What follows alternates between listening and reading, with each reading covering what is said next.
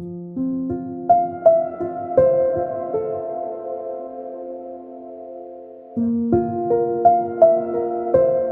Friends, मेरा नाम doctor Sukhvinder Singh Saggu है और मैं यहाँ सीके बिरला हॉस्पिटल पंजाबी बाग में GI minimal access and bariatric surgery में डायरेक्टर हूँ। आज हम बड़े ही कॉमन टॉपिक के बारे में बात करने वाले हैं। बड़ा ही इंटरेस्टिंग टॉपिक है जिसको कि हम रिफ्लक्स कहते हैं, एसिड रिफ्लक्स, जिसको कि कॉमन लैंग्वेज में आप एसिडिटी भी कह देते हैं, हाइपर एसिडिटी, और साइंटिफिक टर्म में इसको हम GERD कहते हैं, गैस्ट्रोइसोफेजियल रिफ्लक्स डिजीज, GERD।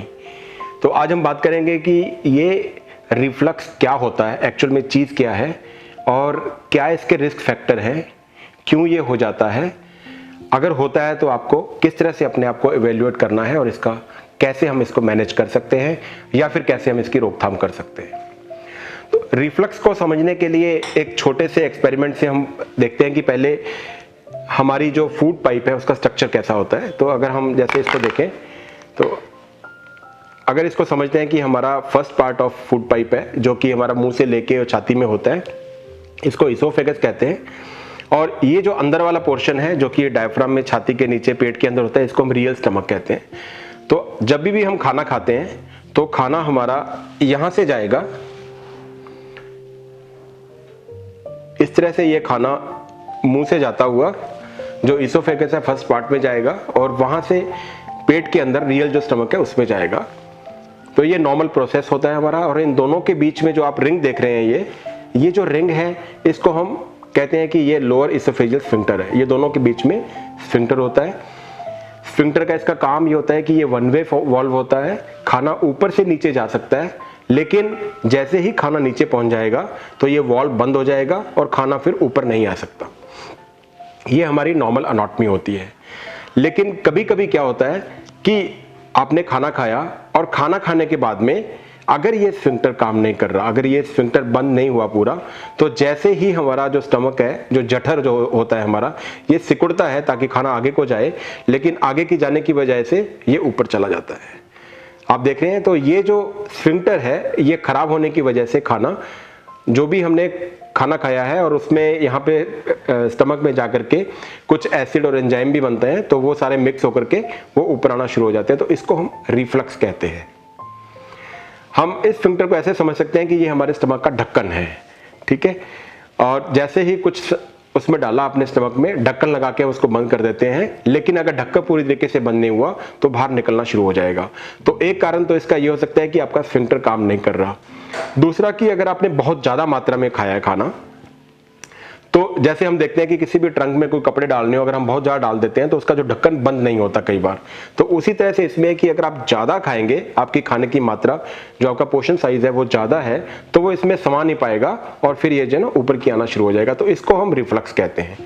या फिर क्या होता है कि कई पेशेंट्स कहते हैं कि जैसे ही मैं खाना खा के अगर आप इमीडिएटली लेट जाते हैं, जैसे ये देखो अगर लेट जाएगा तो ये खाना स्फिंक्टर से ऊपर आना शुरू हो गया, तो इसको हम रिफ्लक्स कहते हैं।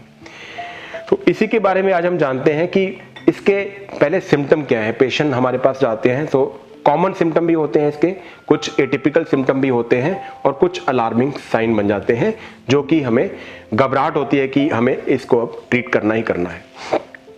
कॉमन सिम्टम में जैसे पेशेंट हमारे पास आता है कि वो कहता है कि मेरे चेस्ट में हार्ट बर्न होता है, चेस्ट में पेन होता है, हार्ट बर्न होता है। तो बहुत सारे पेशेंट हार्ट के डॉक्टर के पास चले जाते हैं कि हो सकता है कि ये कार्डियक पेन हो, वहाँ पे ECG होती है, एको होती है, लेकिन सब टेस्ट नॉर्मल आते हैं, लेकिन फिर भी आपको हार्ट बर्न हो रहा है। या फिर छाती में दबाव पड़ रहा है। कई पेशेंट्स को लगता है कि खट्टे डकार आ रहे हैं, गले में खट्टा पानी सा और टेस्ट जो है गले में आना शुरू हो जाता है। कुछ पेशेंट्स में जब एसिड ज़्यादा बन जाता है तो मुंह में छाले बनने शुरू हो जाते हैं, दांत पीले पड़ने शुरू हो जाते हैं, दांतों का पीछे से इरोजन हो जाता है। तो ये सारे कॉमन सिम्टम है जो कि ऐसा है कि रिफ्लक्स जो है वो 20 to 30% पेशेंट्स में होता ही है। और अगर ये ज्यादा बार आपको रिफ्लक्स के सिम्टम आने शुरू हो जाते हैं तो इसका मतलब आपको रिफ्लक्स डिजीज है। नॉर्मली कभी कभार जैसे कहते हैं कि बदहजमी हो गई है, कुछ फ्राइड खा लिया तो उसकी वजह से हो जाता है, लेकिन अगर वो परसिस्ट करता है तो वो रिफ्लक्स डिजीज बन जाता है। इसके एटिपिकल सिम्टम होते हैं कि कई पेशेंट्स प्रेजेंट करते हैं कि मेरे को तो खांसी होनी शुरू हो जाती है, कफ आनी शुरू हो जाती है। रात को कई पेशेंट एकदम से 2 बजे खांसी करके उठते हैं, तो वो रिफ्लक्स की वजह से होता है, क्योंकि एसिड ऊपर जा रहा है और उसकी वजह से उनको खांसी हो रही है। कई पेशेंट्स जो कहते हैं कि उनकी आवाज़ चेंज हो गई, होर्सनेस ऑफ वॉइस हो गया, आवाज़, क्योंकि एसिड जैसे ही ऊपर जाएगा वो आवाज़ खराब कर देगा, तो वो प्रॉब्लम शुरू हो जाती है। कई पेशेंट्स बैड ब्रेथ के साथ में आते हैं कि उनके सांस में जैसे ही सांस लेते हैं तो मुंह से जैसे ही सांस बाहर करते हैं तो उसमें से स्मेल आती है। तो बैड ब्रेथ भी एक तरह का इसका ही एक सिम्टम है। तो ये सारे सिम्टम हैं। पहले हमने बात करी कि टिपिकल क्या है, फिर एटिपिकल क्या है। तो इसके कुछ अलार्मिंग साइन होते हैं, जैसे पेशेंट आते हैं कि उनको डिस्फेजिया हो रहा है, यानी कि कुछ भी खाते हैं ठोस या तरल पदार्थ जो भी लेते हैं वो जाके स्टक हो रहा है, तो इसका मतलब उनको डिस्फेजिया है। कुछ आता है कि हम समझ ही नहीं पा रहे हैं कि आपको वेट लॉस हो रहा है, तो जो परसिस्टेंट वेट लॉस है वो भी एक सिम्टम होता है, लेकिन वो अलार्मिंग साइन होता है कि हो सकता है कि रिफ्लक्स की वजह से जो है कॉम्प्लिकेशन आने शुरू हो गए।